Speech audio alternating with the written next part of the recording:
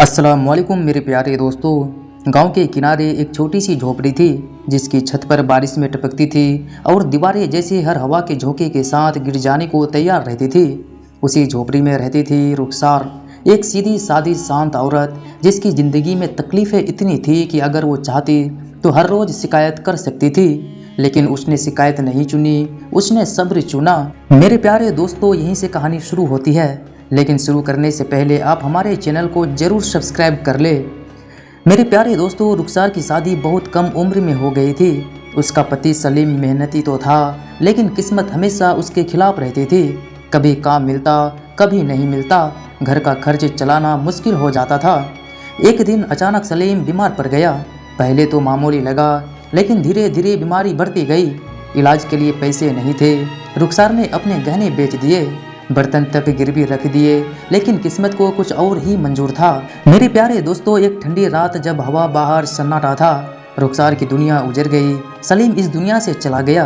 उस रात रुखसार ने बहुत रोया, इतना रोया कि उसकी आंखों में आंसू सूख गए। लेकिन उस दर्द के बीच उसने बस एक ही बात कही, या अल्लाह, तूने लिया है, तू ही सब्र भी देगा। रुखसार के दो छोटे बच्चे थे, अली और सना। अब वो अकेली थी, लेकिन हार नहीं मानी। वो सुबह से शाम तक लोगों के घरों में काम करती थी, झाड़ू पोछा लगाती थी, बर्तन कपड़े धोना, और बदले में जो मिलता उसी से अपने बच्चों का पेट भरती थी। कभी कभी ऐसा भी होता कि घर में खाने को कुछ नहीं होता था, बच्चे भूखे सो जाते थे।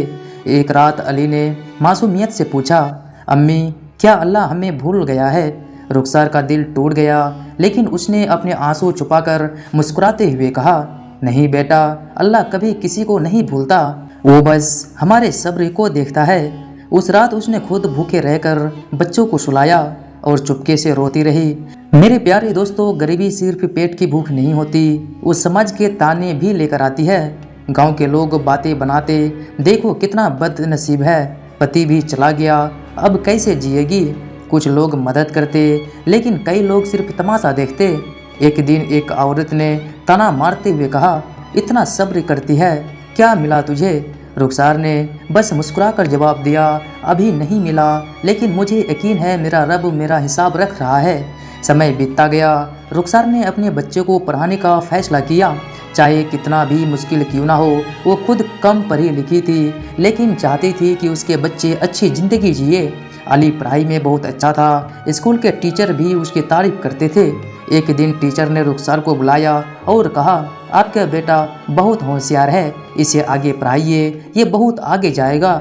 रुखसार की आंखों में आंसू आ गए। उसने आसमान की तरफ देखा और दिल ही दिल में कहा, या अल्लाह, ये तेरी रहमत है, मैं सब्र कर रही थी, तू रास्ता दिखा रहा है। मेरे प्यारे दोस्तों, जब जिंदगी थोड़ी संभालने लगती थी, तभी एक और इम्तिहान आया।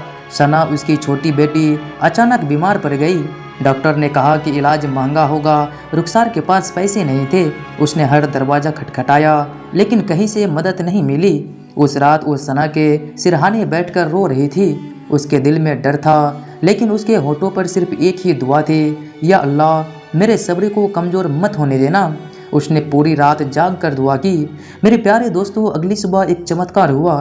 गांव के एक पुराने मालिक, जिनके यहाँ रुखसार काम करती थी, उनके उसकी हालत का पता चला। उन्होंने बिना कुछ कहे इलाज का पूरा खर्च उठा लिया। सना का इलाज शुरू हुआ और कुछ ही दिनों में वो ठीक हो गई। रुखसार की आंखों से आंसू बहने लगे, लेकिन इस बार ये आंसू दर्द के नहीं, शुक्र के थे।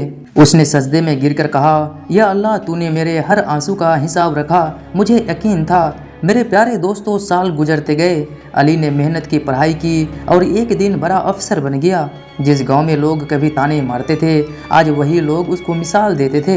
रुखसार अब भी वही सादी औरत थी, लेकिन उसके चेहरे पर एक सुकून था, एक नूर था जो सिर्फ सब्र करने वालों को मिलता है। एक दिन अली ने अपनी माँ से पूछा, अम्मी, आपने इतना सब कुछ कैसे सह लिया? रुखसार ने मुस्कुराते हुए कहा, बेटा, जब कोई नहीं होता तब अल्लाह होता है, और जब इंसान सब्र करता है तो अल्लाह उसका हर आंसू गिनता है। मेरे प्यारे दोस्तों, ज़िंदगी में हर किसी के हिस्से में दर्द आता है, कभी अपनों का खोना, कभी गरीबी, कभी ताने, लेकिन याद रखो, हर आंसू बेकार नहीं जाता, हर दर्द का हिसाब होता है। शायद आज तुम्हें लगे कि कुछ नहीं बदल रहा, लेकिन अल्लाह सब देख रहा है। बस सब्र रखो, क्योंकि जब उसका वक्त आएगा तो वो तुम्हें इतना देगा कि तुम अपने सारे पुराने आंसू भूल जाओगे।